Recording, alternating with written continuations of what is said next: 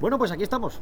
Aquí, en Bossanosa. ¿Y con quién vamos a charlar? Bueno, Diego, traemos hoy una persona muy interesante. Se llama David Pestaña. Seguramente no lo conozcáis, pero es uno de los mejores médicos de España. Estamos hablando del jefe de anestesia del Hospital Ramón y Cajal de Madrid. Un tipo muy interesante. Y aparte de eso ha hecho muchísimas cosas. Por ejemplo, montar un hospital en el mismísimo Congo. O sea, en un sitio tercermundista, con corrupción, con una pobreza brutal. Estamos hablando de un tipo interesante que nos va a contar muchas cosas, estoy seguro. Pero vamos a tomar algo también, aparte de hablar, ¿no? Hay que pensar, es que sí, coño, que nos tomamos algo, pero vamos primero a hablar con él, ¿no? Pues vamos para adentro. Venga, vamos a saludar. Vamos para adentro. Venga, va, voy a por otra. La última que si no me lío. Una y nos vamos. Una y nos vamos. Una y nos vamos. Una y nos vamos. David Pestaña, jefe de anestesia del Ramón y Cajal. Correcto. Uno de los que más mandan en el hospital. O el que más. O el que más. Oye, tú has estado en primera línea en la pandemia, que no hace tanto. Pues sí, porque además los servicios de anestesia, cosa que la gente no sabe, el nombre completo es Servicio de Anestesia, Reanimación y Tratamiento del Dolor, ¿vale? La parte de reanimación es la parte de cuidados intensivos y en mi hospital en concreto tenemos una unidad muy potente y fue la unidad de referencia cuando empezó el COVID. O sea que sí, nos lo hemos comido, pero bien. ¿Y cómo estás? ¿Cómo estáis después de todo esto? Nosotros bien. Yo quiero decir, vamos a ver, durante la pandemia se sufrió mucho estrés emocional, laboral, etcétera, pero somos médicos, o sea, es nuestro trabajo. Quiero decir, si yo fuera bombero no me estresaría los incendios, me agobiaría, pues vaya pedazo de incendio que viene, ¿no? Pues esto es igual, también ha sido una oportunidad profesional, desgraciadísima, pero bueno, es para lo que estamos preparados, ¿no? No tenemos que sacar las cosas de quicio. Aquí te lo decía porque es verdad que se hablaba mucho de la salud mental, sobre todo los médicos, de la presión.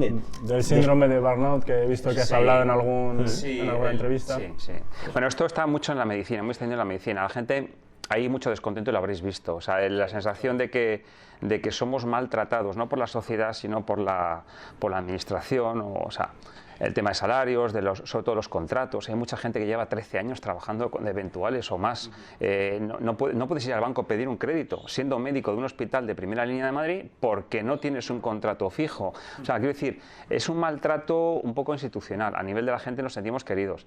Y eso es lo que genera este síndrome del quemado. Y luego, pues hombre, las comparaciones con los salarios de otros países pues también claman al cielo. Es cierto que también el nivel de vida en España no tenemos los precios que hay en otros sitios. Pero bueno. Y luego respecto al tema del estrés pasado durante la COVID, la gente se quemó porque fue un impacto emocional muy fuerte. O sea, de repente pasabas de atender pacientes, yo tengo una mortalidad en mi unidad a lo mejor del 2-3% y pasamos a tener una mortalidad del 40% o casi. Es una barbaridad. Pero bueno, en general la gente que está acostumbrada a esto, no ha habido tanto, o sea, ha habido mucho estrés postraumático, si quieres, pero durante la pandemia yo decir que el comportamiento en general fue ejemplar. Oye, David, perdona, yo tengo la boca seca. Ya, vamos a conseguir a ver si se desestresa un poco. Venga, vamos a estresarnos. Pues, lo que quieres. Va a tener que ser una cerveza. Sí, ¿no? Son las horas. Nosotros ya nos conoces, o sea que sí, si nos puedes poner dos dobles y con una tapa de angulas o algo de eso, puede ser. Eso va a ser más complicado, ¿eh? Ahora llama a tu contacto a ver si... Sí, a ver si llega a tiempo. Oye, lo estaba comentando con Diego antes, me llamó mucho la atención hace unas semanas la noticia de Pfizer que saltó un poco por los aires de que no estaba testada la vacuna para la no transmisión. Eso ya es algo que se sabía, ¿no? Yo creo que sabíamos ya que te vacunabas, pero que te podías seguir contagiando, o sea que no era algo nuevo. Correcto. No sé por qué se formó tanto revuelo hace poco. No, yo tampoco. Vamos a ver, las vacunas, y esto es una cosa que sí que a los que hemos estado enfrentándonos al COVID nos indigna enormemente, es el negacionismo. O sea, las vacunas han salvado millones de vidas. O sea, hubo un antes y un después. Otra cosa es que la vacuna no impide que tú adquieras el germen, pero claro, si tú adquieres Ole, qué maravilla. Bienvenido sea usted, hombre. si tú... Muchas gracias. Te contagias de la enfermedad, pero la pasas como un catarro, bueno, pues ya está, te has contagiado. ¿Cuál es el drama del asunto? El problema es que no te mueras, que no ingreses en una unidad de cuidados intensivos y te mueras allí. O sea, esa es la historia. Por tanto, yo no creo que haya que hacer tanto mundo con esta historia. Otra cosa sería que una vez vacunado te contagias y te mueres. Hablando de contagios, hemos visto, tú estuviste en primera línea, como nos has dicho, pero no contrajiste el virus, pero sí que en un viaje a Mauritania donde solo había 4 casos en todo el país, lo contrajiste. ¿Nos puedes explicar explicar un poco eso? No lo puedo explicar porque fue después de estar esquivando balas, porque es verdad que además vivimos la primera hora, los primeros pacientes ingresaron en el hospital como el 1 de marzo, por ahí, 1 de marzo. De hecho, luego hablaremos del Congo, yo volví el 28 de febrero del Congo y como 2 o 3 días después empezamos a ingresar pacientes y estábamos sin material, no sabíamos ni cómo se transmitía, ni cómo protegernos, no había nada de esto. Y sin embargo aguanté unos cuantos meses sin contagiarme y luego fui en una misión de asesoría al gobierno mauritano y tal, pues, y vamos, visité hospitales vestido de astronauta, porque es que había pocos casos y además ya estaba, esto era el mes de julio, estaba ya preparado, había muchísimo material donado y tal. Chico, yo me entré allí disfrazado de astronauta y salí con el COVID. O sea, ¿Y volviste a España o lo pasaste allí? No, volví a España. Vamos, me lo detecté, digamos, 2-3 días después de volver. De hecho, la anécdota fue que ese día el embajador de Mauritania me llamó para dar las gracias, yo qué sé, bueno, estas cosas institucionales. Fui a la embajada a ver al embajador y tal. Estoy andando con él y esa tarde empecé a notar que había perdido el olfato. Me hice el test y fui positivo, con lo cual tuve que llamar y bueno, no hubo una guerra diplomática, pero... Por cierto, lo de Mauritania no es algo, quiero decir, que no solo has ido por ahí, o sea, a Mauritania fuiste, pero también has visitado muchísimos países, sobre todo tercermundistas, que eso me llamaba mucho la atención. O sea, ya como turista, incluso hace años, ¿no? Te daba por ir a esos lugares, no sé, ¿te llamó la atención? ¿No? Más de 20 años, ¿no? No sé de dónde habéis sacado esta información, pero sí. Bueno, yo muchos años viajando, hombre, lo de viajar, pues bueno, esto es una cosa que se nace con el gen y ya está, o sea. Sí, pero esos lugares. Hombre, he viajado, sí, yo me he estado con mi familia, con mi mujer y mis hijos en Togo y Benín, que dice la gente, bueno, ¿y eso qué es? Que no es lo normal. Un parque de atracciones, no, son 2 países en el Golfo de Guinea. Por ejemplo, o en otros sitios, pues he estado en Camboya, Sri Lanka, cosas de esas. Sí, viaja mucho por África y por otros sitios, es que sí, me gusta. Y uno de esos viajes que más te ha marcado es el Congo, donde has empezado un proyecto y queremos un poco que nos cuentes qué proyecto ha empezado. Lo del Congo tiene tela, ¿eh? Claro, vamos a estar un buen rato hablando del Congo. ¿Qué te lleva ahí? ¿Qué te lleva al Congo? Joder, pues una llamada de una amiga mía que es muy cristiana, tiene su sentido, porque hay un cura que monta una organización, o sea, un proyecto de desarrollo global en el Congo, económico, de escolarización, pues lo que son orfanatos, o sea, lo que son... Cualquier país de estos necesitas primero darles de comer y acoger a los que están sin casa y toda esta historia. Y no tenía nada sanitario, entonces pues me llama esta amiga mía que había contactado a través de otras organizaciones, otros amigos, y me dice que se va al Congo. Y como sabía que yo había estado con otras ONGs, he estado en otros países y tal, y me dice si voy, o sea, esto del Congo no fue turismo, fue directamente a trabajar, vamos. A trabajar, sí. Entonces, bueno, ya pues lo de Perdidos al Río, vamos a ver de qué va el tema. Hay un tema que para cuando vas a hacer voluntariado, cooperación es cuando vas con una organización, tienes un contrato, tienes un salario o por lo menos alguien que te ampara. El voluntariado es cuando vas un poco a tu aire, que es lo que suele ir la mayor parte de los médicos en general. Entonces, le llaman de un sitio, van allí, hacen una campaña y vuelven. Esto tiene sus inconvenientes y sus ventajas. Las ventajas evidentemente es la disponibilidad, la flexibilidad, alguien puede ir, puede hacer las cosas y las hace bien, evidentemente, pero no tiene continuidad. Para que haya continuidad, eso yo le llamo turismo sanitario. Tú vas allí, operas a 100 personas y son 100 casos menos, pero es una gota en el océano. Sí. Lo suyo es que haya cierta continuidad. Entonces, cuando me llama mi amiga, de entrada estuve a punto de decirle que no, porque si no hay una organización que lo respalde, pero bueno, no, están esta gente y tal. Bueno, fuimos allí y bueno, fue una forma de exploración. Fuimos con un equipo médico, estuvimos haciendo allí cosas en un hospital público, un hospital de allí de la región. Y bueno, pues se vio que había una infraestructura debajo que podría mantener esto con vida, sí, o sea, podríamos organizar misiones continuadas, se podría hacer formación, que lo que interesa al final es formarles. Yo no quiero estar ahí toda mi vida, yo lo que quiero es ir ahí de turista dentro de unos años. No darle el pan o no darle el pescado, sino enseñarle a pescar, ¿no? Claro. Entonces tiene que haber una estructura, si no hay una estructura, esto no tiene mucho sentido. Y bueno, a la vuelta de aquello, pues ya me enganché porque vi que había posibilidades. Bueno, la estructura es el hospital que habéis construido hace un par de años, ¿no? Sí, bueno, eso ¿puedes explicarnos un poco el proyecto? Sí, bueno, tú empiezas yendo allí a ayudar, a trabajar en los hospitales que allí existen. El hospital que allí existe es un hospital dejado por los belgas, del colonialismo belga. Bueno, para entender el Congo hay que probablemente que leerse algún libro, porque cuando hablamos del Congo pensamos en las películas de Tarzán o de Tintín, pero hay que leerse algún libro. Yo recomiendo Los fantasmas del rey Leopoldo, donde se habla de la colonización del Congo, lo cruenta que fue y lo extractiva. O sea, es una colonización sin ningún sentido más que sacar dinero de allí. Los castigos eran brutales, y hablamos del siglo XIX. Y donde cuando se van los belgas parece que dejan 2 o 3 licenciados superiores, no dejan nada más en el país. O sea, imaginaos en qué situación se queda. Entonces, el hospital que hay allí es un hospital creado, o sea, los belgas crearon infraestructuras, lógicamente, sí, hay hospitales, hay caminos, hay un ferrocarril, fundamentalmente con intenciones económicas, lógicamente. Y este hospital, pues es un hospital totalmente pues, abandonado, o sea, tiene las paredes están en pie, pero no hay ninguna dotación, la luz se va. Desde el punto de vista, por ejemplo, que es un quirófano, no hay respiradores, no hay máquinas de anestesia, no hay nada, hay unas mesas antiguas, cada una de su padre y de su madre, y un año incluso tuvimos que cerrar una de las 4 mesas que hay, en 2 quirófanos, 4 mesas quirúrgicas, porque olía a cueva. ¿Y por qué olía a cueva? Pues porque filtraba todas las cagadas de los murciélagos que estaban anidando en el techo. Entonces, cuando llovía mucho, pues había un chorrillo ahí negruzco que caía justo encima de la mitad de una de las mesas quirúrgicas. O sea, os estoy hablando de un sitio que no reunía ninguna condición higiénica ni para mantenimiento. Ellos es normal, ¿no? Para ellos eso es un palacio. Claro, cuando tú vives en una choza tirado en el suelo y te metes en un edificio que hay una letrina, que tienes una cama, un colchón, esos colchones como son de goma espuma, que el plástico se ha ido y que queda la goma espuma expuesta con una grieta en la cual hay colores variados, pues hay allí rojos, amarillos, tal, de las orinas, los pus, todo, claro, es que eso está filtrando todo lo que se va cayendo en ese pocillo.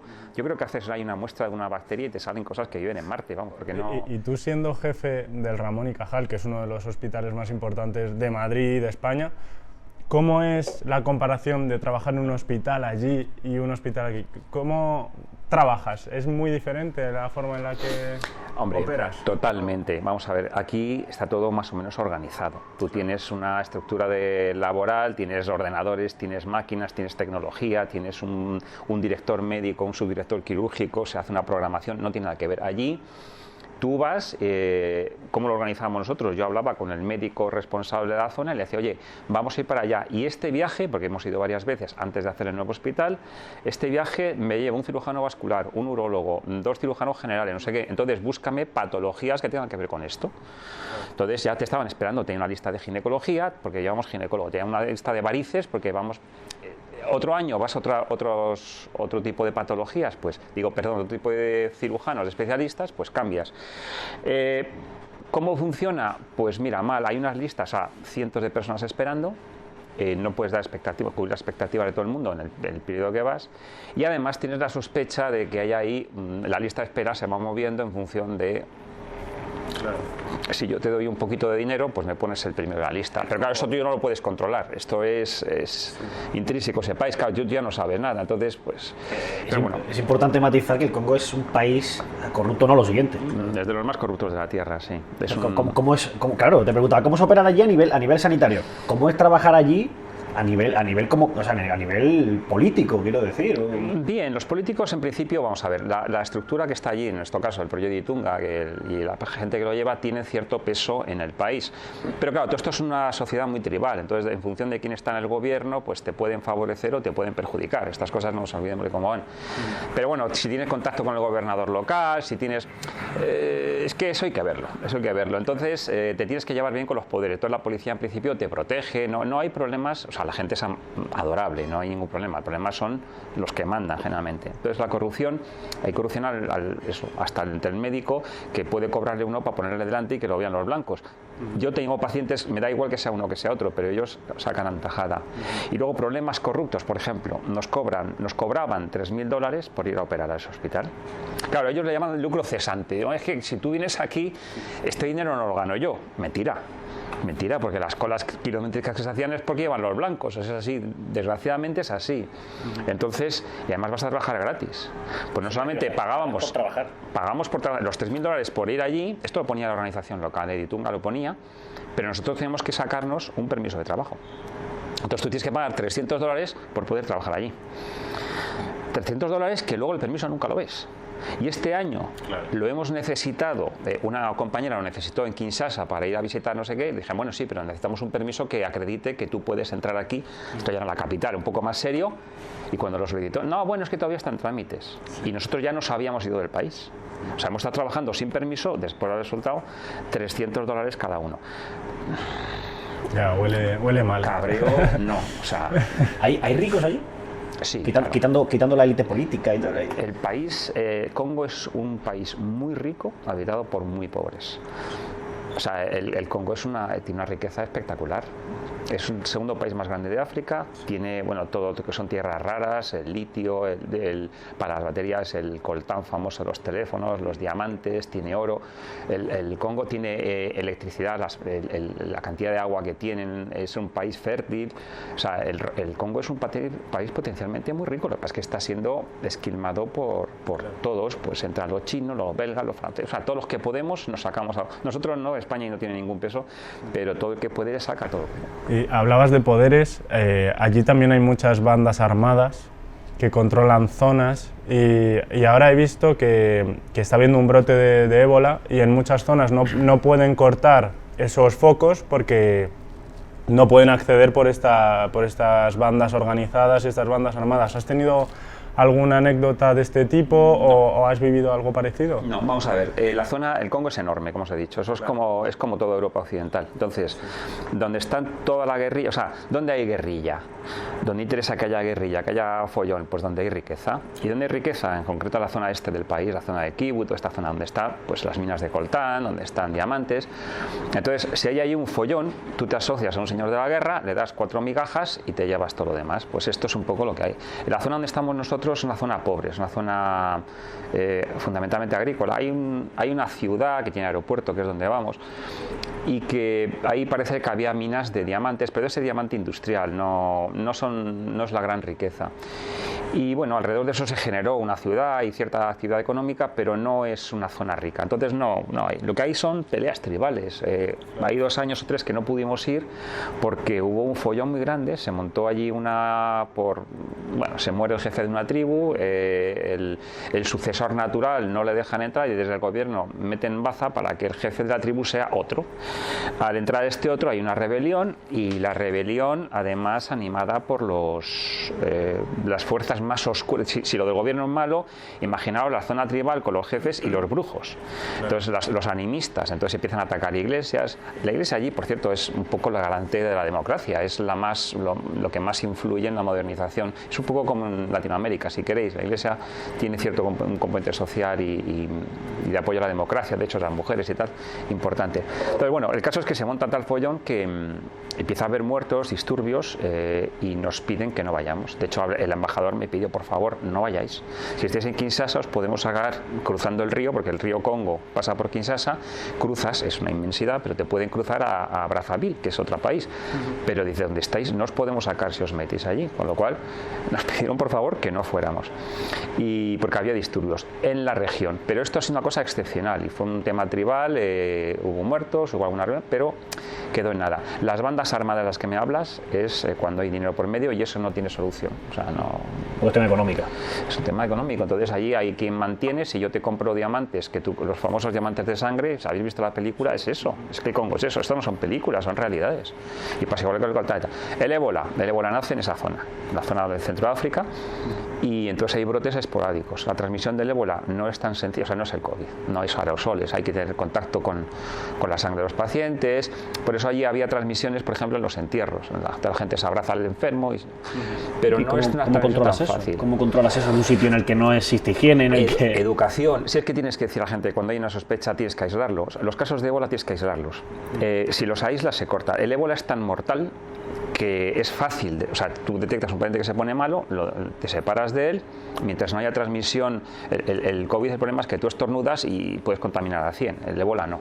Entonces, tú detectas, yo no soy experto en infecciosas, o sea, a lo mejor digo alguna barbaridad, pero espero que la gente que lo vea no me pillen, o si no que manden un mensaje. No, pero bueno, más o menos es así. Entonces el ébola no es tan fácilmente transmisible, además tiene una mortalidad tan alta que afortunadamente no es una infección que dices, bueno, esto se va a extender por todo el mundo, porque es que la gente se muere. Entonces muchos se mueren antes de transmitirlo, o te pones mal o te aíslan y tal. Pero hay brotes ocasionalmente, sí, porque eso es una enfermedad que está ahí y seguirá estando. ¿Y las mujeres? O sea, ¿cómo son tratadas allí? ¿Qué derechos tienen?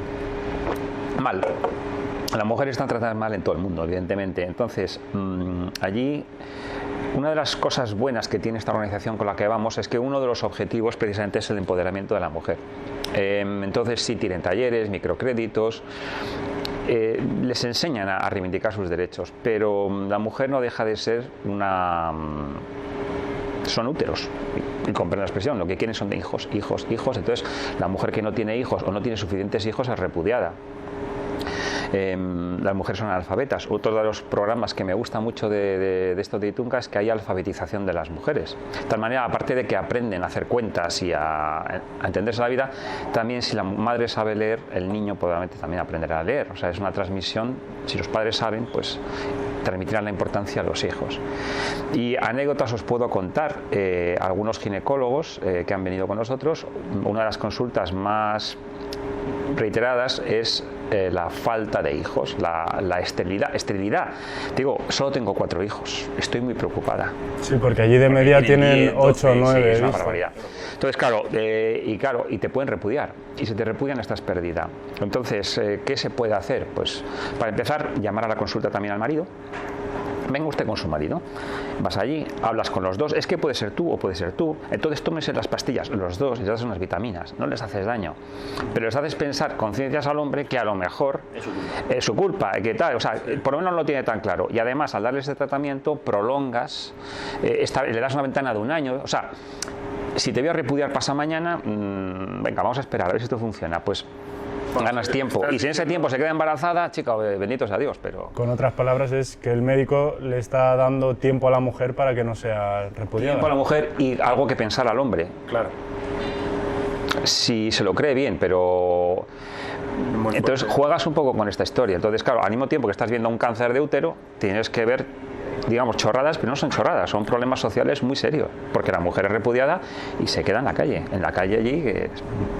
Allí la menstruación puede llegar a ser un problema incluso para las mujeres. Es algo que digo yo... por el tema de higiene o... Sí, bueno, la higiene es que la higiene no existe, la higiene, o sea, la gente vive, o sea, la higiene, bueno, la gente intenta lavarse, o sea, no los ves tan sucios como te podías imaginar porque viven en el polvo, o sea, eso es, allí no hay asfalto, en los últimos 90 kilómetros antes de llegar no hay asfalto, es todo polvo, todo tierra, y eso que es una carretera que pasa por donde nosotros vamos, que se llama Angandanjika, hay una carretera que es como la A1, va entre Zambia o sea, Kinshasa y Lusaka, que es la capital de Zambia, o sea, pasa por allí. Luego es una zona de tránsito de camiones, es un sitio que se ha desarrollado también por el comercio, pues es una parada, ¿no? Pero no hay ni asfalto, entonces está todo lleno de polvo, las casas casi todas son de barro, son chozas que son muy bonitas en las fotos, con sus palmeritas y tal, pero claro, para vivir allí lo cuidan mucho, todo, pero no dejan de ser, entonces la menstruación, pues no hay compresas, o sea, habrá paños que tienen que lavar, bueno, esto pasa en muchos países en vías de desarrollo. Y hablando de la mujer, también hemos visto, bueno, en muchos países de África, pero en el Congo también, el tema de la mutilación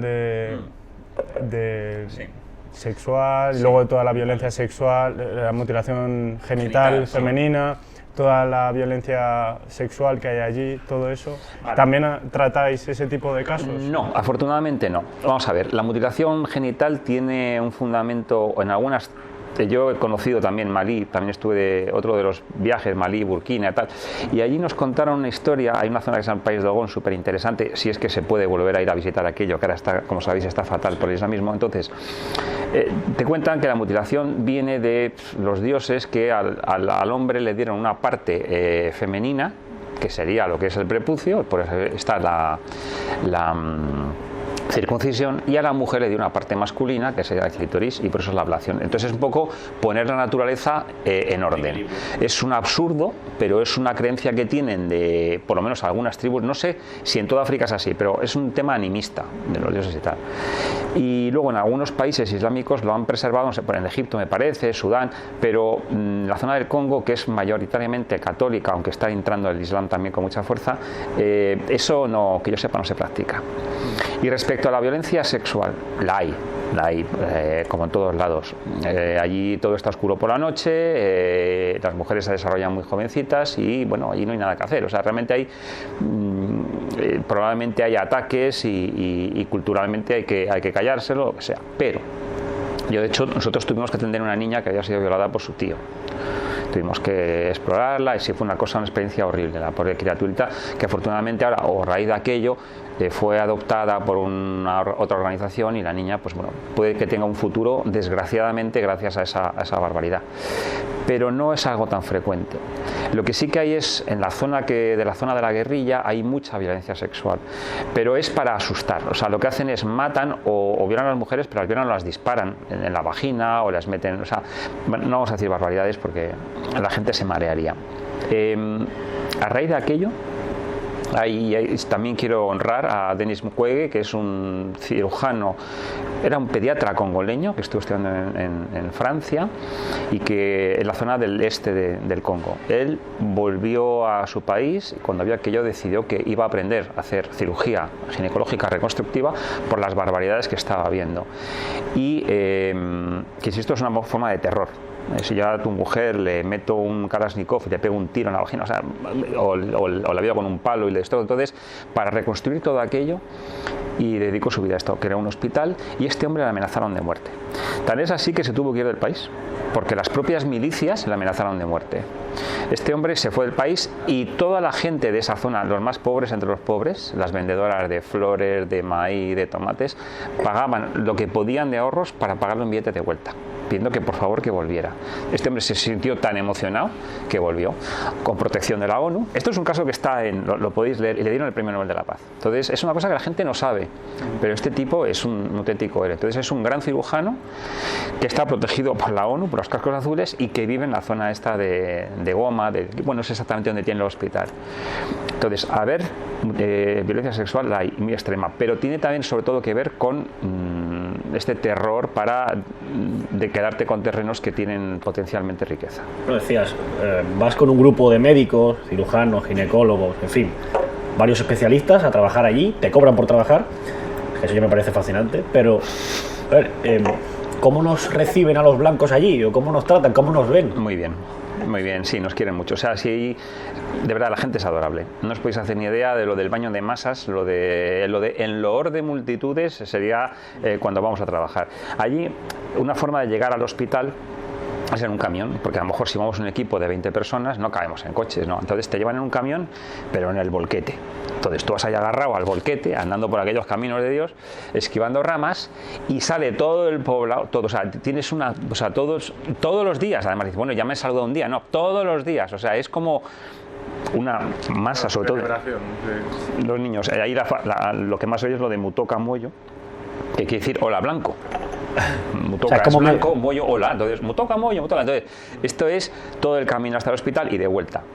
Algunas veces que volvíamos andando, ya pues es que el trabajo allí acaba reventado. O sea, trabajas a 30 y muchos grados, mucha humedad, claro. De pie todo el día, son jornadas de 10, 12 horas y algunas veces hemos trabajado 14 horas y estás reventado. Entonces, a veces necesitas volver, date un paseíto para volver y es que no te dejan. O sea, es una horda de niños que te cogen de la mano. Si Messi se planta en las Ramblas, ¿no? Y se pone a pasear por allí. Horroroso, de verdad, es una... Ahora, o sea, la gente es que es adorable, entonces nos acogen muy bien. Sensación de inseguridad ninguna, aunque nos recomiendan, no os hagáis a pasear por la noche, etcétera, y tal. Y siendo un sitio tan pobre, no hay inseguridad, es decir, no intentan robarte. Entre ellos tendrán sus historias, seguro, pero con nosotros nos respetan, aunque es verdad, nosotros vivimos en un recinto, el único hotel así, bueno, ahí habrá varios, pero el más decente es de la organización esta, y está vallado, tiene un policía, pero claro, el policía mide 1,5 metros, te quiero decir, miedo no da, pero bueno, ahí estamos, y en general estamos muy tranquilos, no, la gente, hombre, sabe lo que estás haciendo allí, todo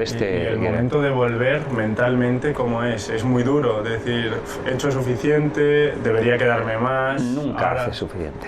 Claro. Nunca lo. Pero bueno, es que yo ya voy con esa idea.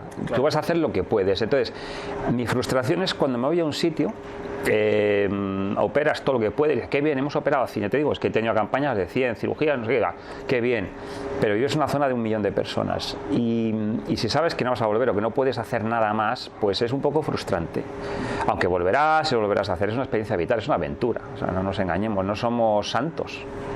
Es que lo llevas dentro y eso es lo que te hace feliz. No tiene, o sea, no, tampoco veáis a los voluntarios como, joder, que gente que entrega, no, es que te lo pide el cuerpo, o sea, no, hay que desdramatizar. Esto como lo del COVID, ni héroes somos, trabajamos en esto y bueno, pues esto nos ha tocado. Ya está. Pero bueno, vuelves con la sensación de que frustración, lo que me he dejado, pues, y algunos casos que dejas que no puedes resolver, yo me vuelvo con esa espinita, es verdad. Hemos tenido algún caso muy duro, este año una niña de 13 años con un sarcoma en la pierna, que tuvimos que amputar la pierna para que no sufriera y que al cabo de unos meses ha muerto. Cuando estamos haciendo una prótesis para que pudiera andar y se murió, tenía metástasis por todos lados y se ha muerto. Es una cosa muy dura, pero bueno, piensa, bueno, pues a esa niña no hemos dado unos meses de vida sin dolor, lo cual es... Pero te traes cosas, evidentemente. Pero por eso te digo que a mí lo del turismo sanitario tiene una época en mi vida. Yo a estas alturas de la vida ya no quiero hacer eso, lo que quiero es hacer algo que quede. Entonces, por eso montasteis el hospital. Claro, por eso hicimos un hospital que era nuestro, tiene unas condiciones de higiene, tiene nada que ver, tiene una tecnología que no tienen los demás sitios y además hemos dejado un médico allí, un cirujano que aprende, es un congoleño que ha aprendido a hacer una serie de técnicas que es bastante bueno, se mete en cada jardín que nos deja asustados y lo hace bien, y en concreto ha hecho mucha cirugía plástica, los albinos, no hemos hablado de los albinos, hay muchos con tumores cutáneos espantosos, o sea, porque tú aquí es un tumor y esa manchita es un cáncer, hay que quitártelo y tal, allí ves una hamburguesa, o sea, y este hombre hace unas cosas así. Lo he aprendido y pues me gusta pensar que has dejado una semilla. Yo he formado a algún anestesista que saben hacer ahora unas técnicas que antes no hacían y por lo menos ya sabes que se están haciendo cosas que a los pacientes no les duele y que van con ciertas garantías. Que hay un hospital donde se limpia, donde la cultura de la limpieza es la esterilidad, que se hacen curas en condiciones correctas, que se ponen antibióticos. Esto es un tema que te llena. Ahora, estamos todavía empezando eso. ¿Cuál es el siguiente paso ahora? Pues mantener aquello debe ser complicado porque aquello cuesta un dinero, claro. Hay que pagar, en fin, mantener unas condiciones idílicas en aquel país no debe ser ni fácil ni barato. La sanidad es un pozo sin fondo, pero aquí también. Tú aquí acabas con la lista de espera y aparece nueva. Porque lo que tú considerabas que no tenías nada, de repente, pues mira, esto puede ser unas varices, pues voy a que me la vean. Claro, cuando hay una lista de meses ni te preocupas por tu venita, pero hay que decir, la lista, o sea, la sanidad no tiene fondo, ¿no? Es un pozo que es que puedes echar todo el dinero que quieras. Y allí, claro, el problema es que cómo mantienes un hospital. El hospital se creó precisamente para no pagar este impuesto revolucionario y además para tener un cierto control sobre una estructura que no nos gustaba desde el punto de vista de la organización, ni de la limpieza, ni de nada de esto. Entonces, una vez creado el hospital, que fue el milagro es ver un hospital de 100 camas allí, o sea, eso es una cosa que ahí nos hemos pasado, o sea, nos hemos venido arriba, tomamos esteroides aquel día porque esto es un hospitalazo y además hemos dotado con nos falta tecnología, pero tenemos cosas que no, o sea, la gente se hace fotos al lado de nuestros monitores porque no los tienen en otros lados, vienen enfermeros, médicos de otros lados. Pero es que, por cierto, aquí pueden ser antiquísimos, pero allí son... Sí, aquí antiquísimos, algunos son antiguos que son a lo mejor, bueno, ya están descartados porque, bueno, tenemos cosas mejores, pero aunque siguen funcionando, pero alguno nuevo, con donaciones, hemos comprado material. O sea, hay una mezcla de cosas muy viejas que funcionan y cosas nuevas, porque hay gente que te da dinero y a mí, por ejemplo, si me dan dinero, yo esto no lo mando a ninguna organización.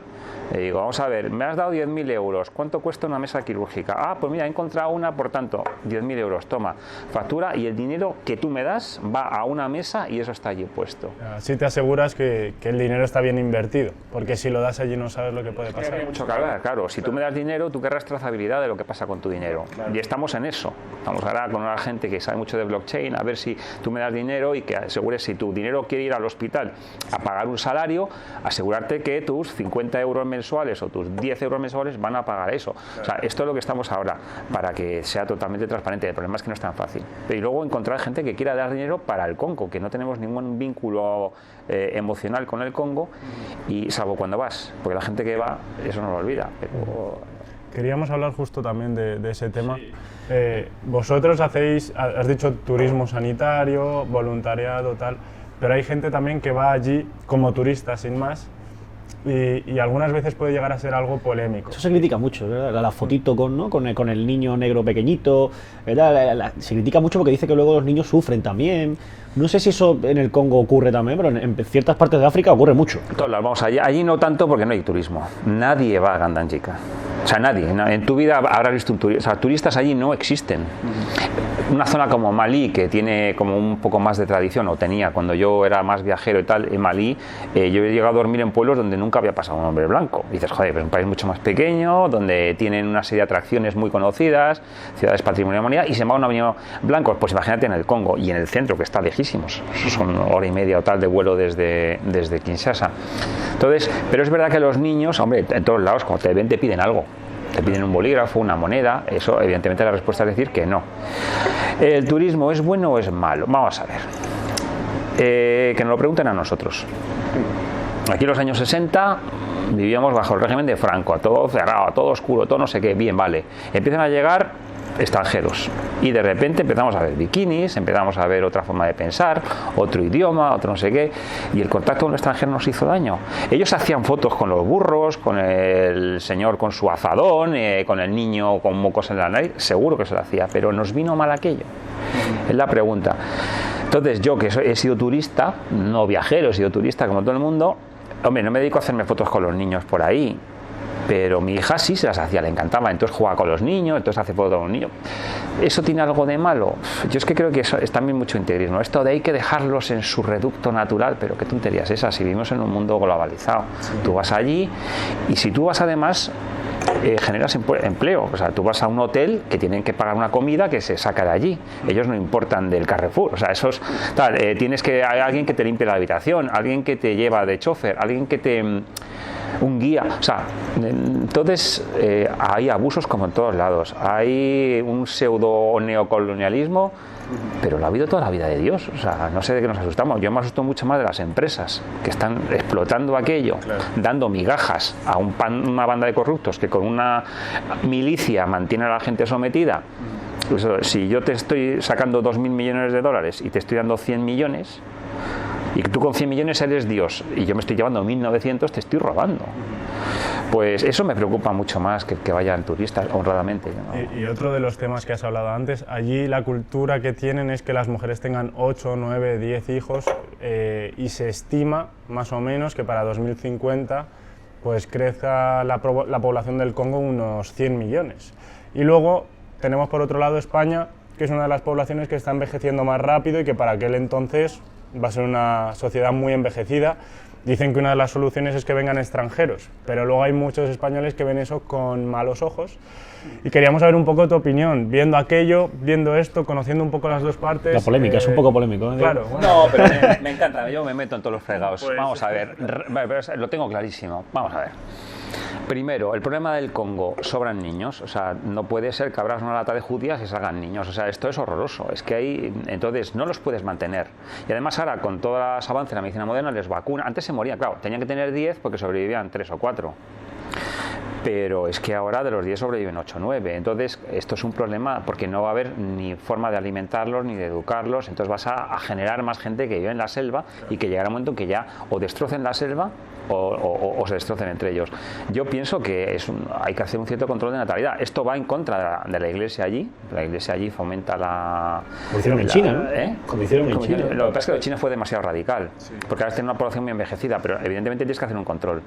Entonces, aquí o calvos o con 2 pelucas, ¿no? O sea, no puede ser que tengas 10 ni que tengas 1. A lo mejor tienes que controlar a 2, 3, 4, darles educación, alimentarlos como Dios manda e intentar desarrollar el país. Que hace falta muchísimas cosas para desarrollarlo. Luego podemos entrar en eso si hubiera tiempo. Respecto a España, nos hace falta gente. Vamos a ver, esta historia de que yo no soy experto en economía, pero ¿quién cuida de nuestros padres? ¿Quién cuida de nuestros hijos? ¿Quién está trabajando en la obra? ¿Quiénes son algunos de los médicos que están sacando buenas notas en el MIR y que están trabajando con nosotros y que te van a tratar mañana cuando tengas un problema? Están viniendo de fuera. ¿Cuál es el problema? Los americanos son mucho más listos que nosotros. No, la inmigración 000, pero tú te vas a un hospital americano, son todos indios, pakistaníes, españoles, de todos lados, les importa una higa de dónde vengas. Si tú sabes hacer tu trabajo, ahí te contrato y generas riqueza. O sea, lo que estamos haciendo yo creo que es absurdo. A saber, yo no sé, afortunadamente no soy político, tú no puedes abrir las puertas a que venga ahora todo el mundo, esto es barra libre, porque entonces, pero demonios, seamos listos, tráete gente, si necesitamos gente, damos niños, necesitamos, y esos niños los tienes que formar para que en el futuro sean europeos y que produzcan y generen riqueza y te mantengan. Si es que hay que ser sensatos. Me interesa mucho lo que decías de qué tiene que ocurrir para que haya un desarrollo real en el Congo. Porque entiendo que si ellos mismos, la clase política, el elitismo allí, o sea, no son capaces de crear esa semilla, pues yo entiendo que desde abajo será más complicado todavía, o gente que venga de fuera, ¿no? Yo sí que soy tremendamente pesimista. Los africanos no son mala gente, no tienen nada de malo, tienen una cultura tradicionalmente animista, tribal, entonces, claro, esto les va muy bien cuando vives en una época donde tú vives en tu tribu, con tu tal pero el problema es cuando vives en un mundo globalizado, donde esto ya no funciona, donde tienes un país, por las razones que sean, se han hecho unas fronteras absurdas y tienes que convivir con los de otra tribu al lado. Entonces, o te olvides del tribalismo o vas de culo, pero eso también nos pasa aquí. Ahora, si yo soy murciano, soy mejor que si soy alicantino, ¿qué tontería es esta? O si soy español, soy peor que si soy francés. Es una cosa absurda. Entonces, primero acabar con el tribalismo, acabar con el animismo, acabar con o sea, todas estas ideas que les esclavizan. Yo no estoy en contra de ninguna religión, pero si el animismo te dice que tú no puedes hacer no sé cuántos y tal, porque todo es el Dios, y tienes a un tío, un brujo que te está aplastando y no te deja desarrollarte y que te está explotando, que hay que acabar con eso, hay que acabar con la corrupción, hay que generar una democracia de verdad, o sea, hay que hacer tantas cosas, hay que poner carreteras. O sea, yo de lo del Congo digo, yo cambio mi hospital por una carretera que vaya asfaltada desde la capital de Bujimai a Gandanjika. O sea, cambio ese hospital por los 90 kilómetros de asfalto, porque entonces la gente que está produciendo algo allí lo podrá vender en otro lado y se podrá mover. Allí la gente se mueve con unas bicicletas adaptadas donde llevan hasta 100 kilos, o sea, toda su producción, y van andando, se hacen casi 100 kilómetros andando por unas pistas con cuestas, tardan 3 días en llegar a la capital para vender eso en sus mercadillos sentados en el suelo, para sacarse una mierda de beneficio. O sea, quiero decir, hay tantas cosas que hacer allí. Es que yo no sabría por dónde empezar. ¿Cómo te ha cambiado como persona esta experiencia en el Congo? ¿Te ha cambiado algo? ¿Eras otro David hace, yo sé, 20 años? Me encantaría decir que sí, porque esto quedaría muy bien en la televisión, pero yo creo que no, yo soy el mismo. O sea, vamos a ver, ¿por qué fui al Congo? Porque soy como soy. O sea, no hay más historias. ¿Y cómo he vuelto? Pues siendo como soy. A ver, hay mucha gente que, no, seguro que vuelves si le das un valor relativo a las cosas y no sé qué. ¡Mentira! O sea, sí, yo me fui... Sí, es como lo de cuando el COVID nos va a cambiar a todos. ¿Qué? ¡Mentira! Somos los mismos. Vamos a ver, tú tienes un problema cuando vas que, jolín, que se me ha estropeado el enchufe, tal, no tengo televisión, no sé qué. Y te vas, no, es que cuando vuelvo del Congo relativizas porque todo eso son tonterías. Una mierda. O sea, tú vuelves y la televisión no te funciona y te estresas. Jolín, ¿y esta tarde qué voy a hacer? Vamos a ver, no se cambia, no... La gente es como es. Tú ves otra realidad y dices, coño, pues las cosas son como son y es verdad, esto es mucho peor de lo que me imaginaba o lo que sea. Yo no creo que la gente cambie tanto. Lo que pasa es que la gente encuentra algo que a lo mejor buscaba y lleva estas cosas y dice, demonios, esto me interesa, esto es una porquería, hay que cambiarlo, voy a hacer algo por cambiarlo. Pero no creo que nadie de repente se caiga del caballo y descubra la verdad. No sé, bueno, esto es poco políticamente correcto, pero... Y ahora que ya estamos casi terminando, ¿cómo se puede ayudar desde aquí, desde España, y también vuestra asociación? ¿Cómo se puede colaborar? Todo eso, pues para que lo sepan ellos y nosotros también. Vamos a ver, ¿qué es lo que yo he hecho en falta? Necesitamos que haya un grupo de gente, igual vamos a ver, esto lo tiene muy claro Cruz Roja, ACNUR, todo esto. O sea, necesitamos gente que pague todos los meses 5 o 10 euros, una cosita como estas, de tal manera que tú tienes un presupuesto anual y yo sé que con ese dinero ya puedo pagar médicos o enfermeras. Si yo puedo pagar médicos y enfermeras de esto, ya los precios que se cobran a la gente porque vaya al hospital van a bajar. Y si bajan, irá más gente y tendrán más opción de entrar en nuestro hospital a ser tratados. Una cosa tan tonta como esa, por ejemplo. Oye, una última cosa que a mí me interesa mucho. Criticamos mucho el sistema sanitario español, por lo general, no todos lo critican. Y creo que tenemos, yo lo hablaba con Diego y digo, joder, tenemos... uno de los mejores o el mejor. Uno de los mejores, los médicos españoles son de los mejores del mundo, o por lo menos... Y no porque estés delante, ¿eh? Que también. Soy uno de los mejores. Es conocido. Pero, joder, tenemos a los mejores españoles. a los mejores médicos españoles. A los mejores españoles también. también. Pero tenemos a los mejores médicos aquí. Cuando tú te vas al Congo y ves lo que hay, o a otros países y ves lo que hay, joder, nos falta valorarnos un poco, o te diría, ¿qué mejorarías de la sanidad? Es una cuestión política. ¿Qué mejorarías para que esto de verdad digas, joder, tenemos a los mejores profesionales, vamos, que esto funcione, ¿no? Que esto vaya bien? Vamos a ver, funciona con sus... Hay problemas, sobre todo cuando los políticos meten mano. O sea, yo creo que la política estropea mucho de lo que... Mira, el COVID es un ejemplo. Cuando nos dejaron a nosotros trabajar, cuando llegó aquello nadie podía improvisar. O sea, no hubo ninguna directriz desde arriba. Cada hospital se organizó y nos organizamos y lo resolvimos. Un ejemplo, en mi hospital de 34 camas de cuidados intensivos pasamos a 114 en menos de 2 semanas. Esto, si yo estoy esperando directrices desde arriba, nunca se hace. Y como lo mío, en muchos otros sitios. ¿Cómo lo hicimos? No vamos a entrar en el detalle, pero se pudo hacer. Entonces, yo creo que para empezar sobran directrices políticas y hay mucho político. Hay que hacer un tema de eficiencia. Y luego también os digo una cosa, el sistema público español es muy eficiente porque es muy barato. Es muy barato porque los salarios son bajos. Entonces, si tú tienes a 100.000 médicos con un sueldo bajo y a 300.000 enfermeras, lo que sea, y los salarios son bajos, tienes mucho más dinero disponible para atender. Entonces, eso es uno de los secretos. Esto, si tú pagaras los salarios de otros países, sería inviable, porque hacemos prestaciones locas. ¿Y qué tenemos que hacer? Yo creo que también hay que protocolizar mejor algunas cosas porque se hacen demasiado. Aquí la gente ya no entiende que alguien se vaya a morir. Entonces te piden que operes de la válvula cardíaca a su madre de 95 años y lo hacemos. Y te piden, o sea, hay también una serie de pequeños derroches que habría que plantearse y esto es políticamente también poco correcto, pero probablemente es así. Que lo tenemos tan a mano que no lo valoramos. No lo valoramos y no se da cuenta la gente que cuando va a la urgencia por una chorrada está generando un problema porque está retrasando el que realmente tiene un problema. Se exige la atención ahora ya no, porque con la lista de espera y toda esta historia, o sea, la gente está empezando a aprender que es que hay que esperar, desgraciadamente. Pero precisamente porque hay tanta demanda innecesaria muchas veces, se está retrasando lo realmente importante. Y luego organizaciones ineficientes. Motiva a la gente. Si tú motivas al médico, los médicos y las enfermeras, el personal sanitario está súper motivado para trabajar. Lo que no soportan es que no les den un contrato, que les maltraten, que les echen, que les cambien de trabajo sin razón, que les pasen por encima. O sea, buen trato. Solamente, no hace falta ni más dinero, fíjate. David, esto era un y nos vamos. O sea que no nos queda otra que despedirnos. Te agradezco muchísimo que hayas venido porque de verdad ha sido muy interesante la charla. No sé qué te ha parecido, a mí me ha encantado. Sí, me ha encantado. Pero antes de despedirnos, nosotros queremos a partir de ahora hacernos una foto con el invitado al acabar la entrevista y que el invitado ponga una palabra, una frase, un recuerdo, lo que él quiera. Es una foto Polaroid, el espacio en blanco, que luego tú pongas lo que quieras. Pones una palabra, una frase, resume lo que quieras en esa frase. Esa palabra esto hay que avisar, porque vamos, ahora ya sí que... ¿Me dejáis un par de días? David, muchas gracias. Muchas gracias por todo. Una y nos vamos.